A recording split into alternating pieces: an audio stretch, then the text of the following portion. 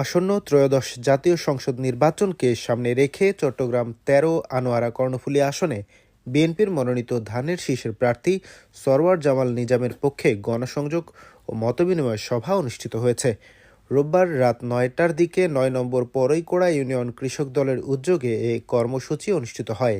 এতে উপজেলা কৃষক দলের যুগ্ম আহ্বায়ক মোহাম্মদ ইউসুফের সভাপতিত্বে সভায় প্রধান অতিথি হিসেবে উপস্থিত ছিলেন চট্টগ্রাম দক্ষিণ জেলা কৃষক দলের সিনিয়র যুগ্ম আহ্বায়ক ও আনোয়ারা উপজেলা কৃষক দলের আহ্বায়ক সালাউদ্দিন সুমন। প্রধান বক্তা ছিলেন আনোয়ারা উপজেলা কৃষক দলের সদস্য সচিব নাজিম উদ্দিন খান। বিশেষ অতিথি হিসেবে বক্তব্য দেন উপজেলা কৃষক দলের যুগ্ম আহ্বায়ক সাইফুদ্দিন সিদ্দিকী সোহেল।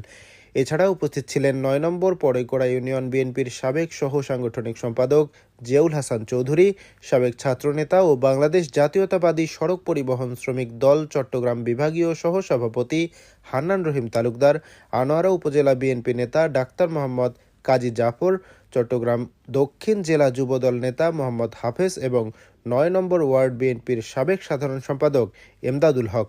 সভায় বক্তারা আগামী নির্বাচনে ধানের শীষের প্রার্থীকে বিজয়ী করতে নেতাকর্মীদের ঐক্যবদ্ধভাবে কাজ করার আহ্বান জানান। পরে প্রার্থীর পক্ষে স্থানীয় বাসিন্দাদের সঙ্গে গণসংযোগ করা হয়।